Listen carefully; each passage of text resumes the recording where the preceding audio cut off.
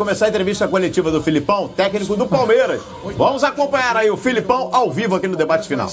Era um atleta que ainda estava buscando o melhor do clube e hoje, para a impressão e pelo menos para muitos, ele foi muito bem no segundo tempo. Queria que você falasse também dele.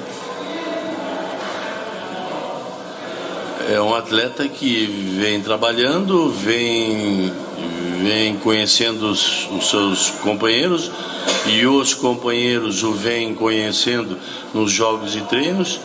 A qualidade do Carlos é velocidade, é o drible, e é isso que nós precisamos fazer com que os nossos atletas entendam, e o Carlos entenda que foi contratado por ter velocidade, por driblar, por chutar muito bem, e aí uma coisa vai completando a outra. Mas não vamos nos esquecer que o Carlos chegou em janeiro e nós estamos no início de março.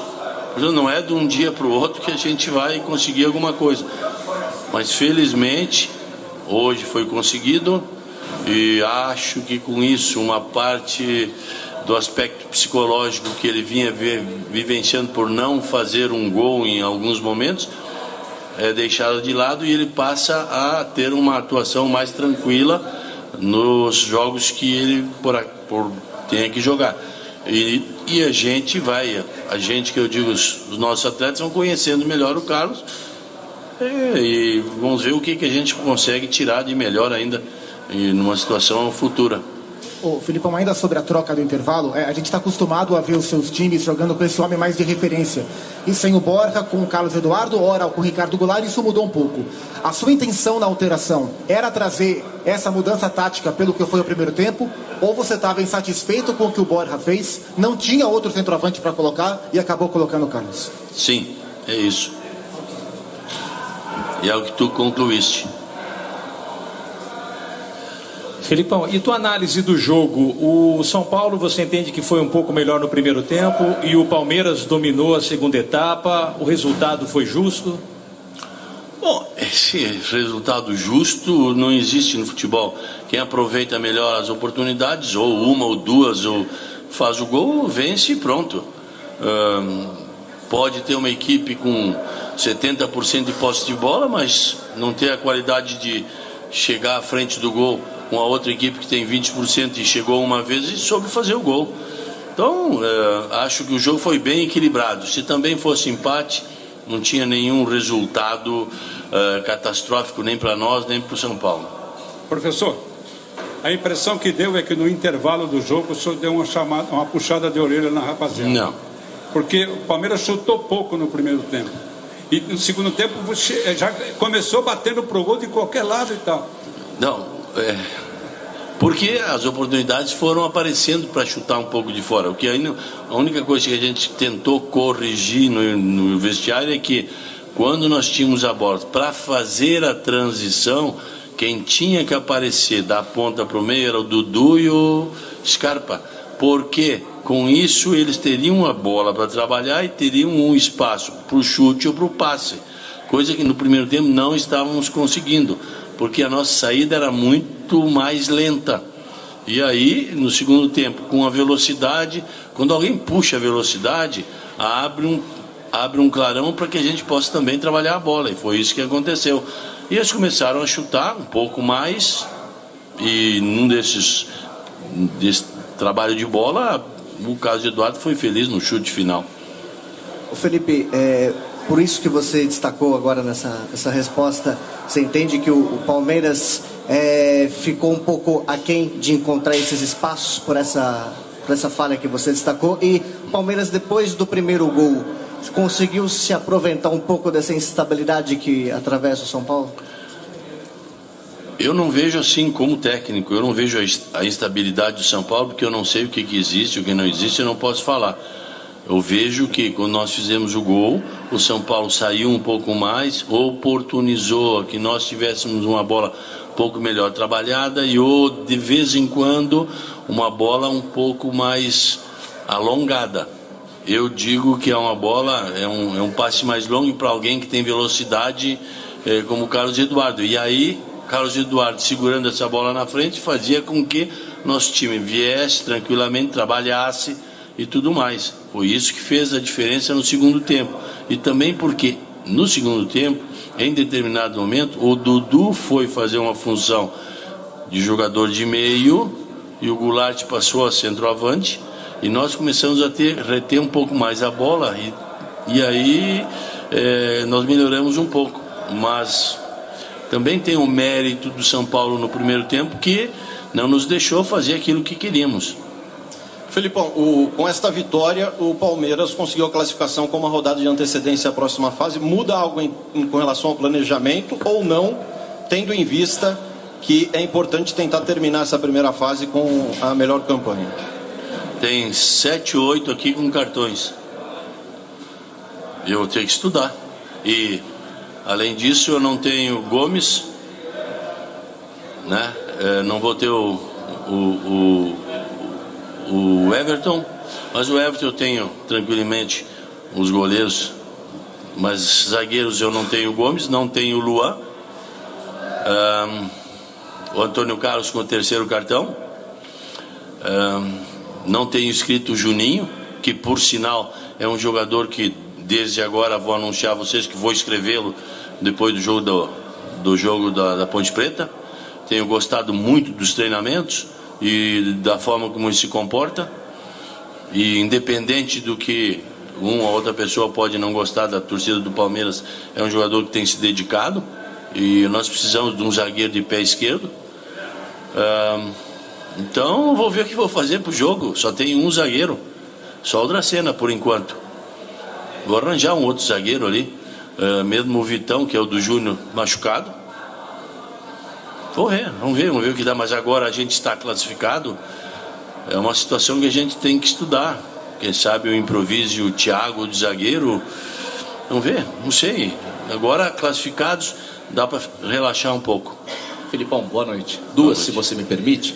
Eu queria insistir nessa questão envolvendo aí os convocados. Você já foi perguntado recentemente sobre o Dudu na seleção, você falou isso, eu não falo. Mas o quanto que atrapalha o técnico, justamente numa fase de mata-mata, não poder contar com pilares da sua equipe, né? O Everton, o Gustavo Gomes, e sobre o Luan Cândido, por favor. Queria te ouvir sobre essa negociação, se você foi... São datas FIFA. Tá. Então, eu não tenho nada que me queixar de alguma coisa. São datas FIFA, os treinadores, tanto o Gomes levaram, o Everton foi também, o Borja só não foi porque o Carlos Queiroz, conversando comigo, disse que nesse momento ele vai levar jogadores mais jovens para observar, e ele está certo, porque depois vem a convocação para uma Copa América, ele tem que saber. O Carlos é novo lá na Colômbia e está certo. Se tivesse também ido o Borja, a gente tem que respeitar. Data FIFA, não se tem que falar nada e acabou o assunto.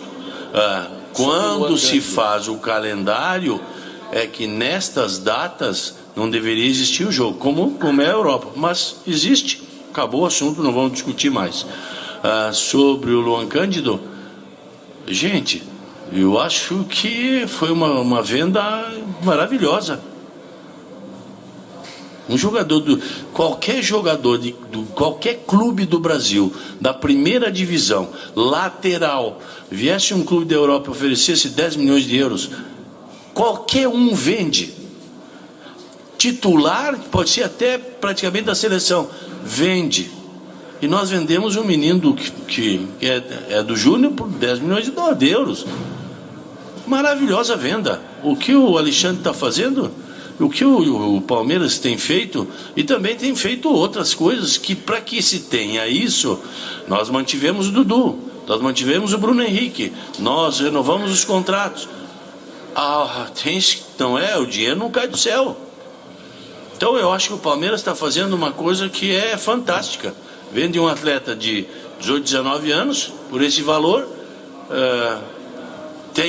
continua com um percentual bem bom numa próxima transferência, segura seus grandes jogadores. Então eu acho que o Palmeiras faz uma venda espetacular. Felipão, tudo bem?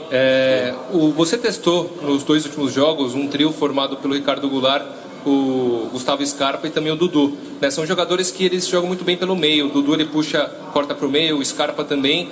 E hoje talvez tenha faltando um pouco de jogadas laterais para o Palmeiras. Você pensa em algumas alternativas, já que você ganha força, principalmente no meio, com jogadores de muita técnica, mas perde também em jogadas de linha de fundo e em velocidade. Você pensa em usar esses 3 jogadores juntos, seguir usando em alternativas para essas situações? Eu penso que vocês têm notado que o Felipe Melo, quando joga, muitas vezes ele vai buscar a bola com os nossos zagueiros abrem para jogar, os nossos laterais espetam, como é a palavra da moda, né?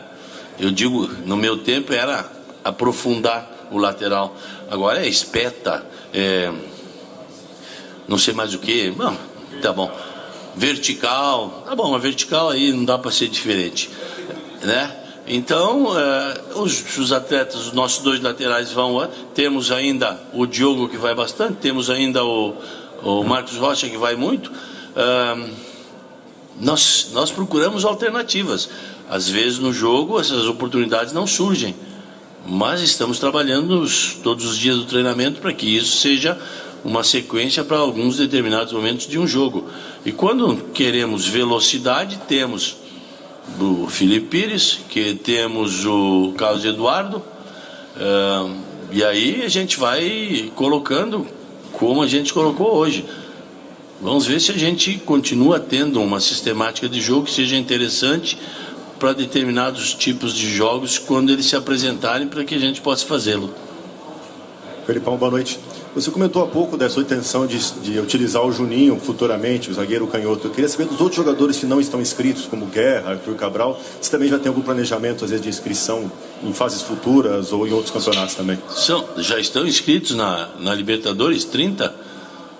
Já estão inscritos. Tanto é que o Johan, nos 2 jogos da Libertadores, jogou. É para que vocês notem que o quanto valor eu dou. Agora, só pode escrever 26. Eu tenho que fazer lá um pintado aqui, pintado ali.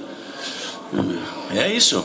Não esqueçam que 26 para as equipes do interior de São Paulo que jogam o Campeonato Paulista é uma coisa. Para quem joga Libertadores, Copa do Brasil, é outra coisa. Eu não consigo entender esse raciocínio da federação, mas é uma norma, vamos cumprir. Agora, a partir do jogo da Ponte Preta, eu posso trocar 4 atletas. Vou trocar no mínimo, acho que 2, porque dentro das características e tudo mais, a gente vai ter que se adaptar a uma outra situação, já que vem as quartas de final, semifinal, e dentro dessas prerrogativas eu tenho, o Juninho vai ser inscrito, 1. E o segundo eu vou ver ainda, vou estudar um pouquinho para ver se realmente vale a pena.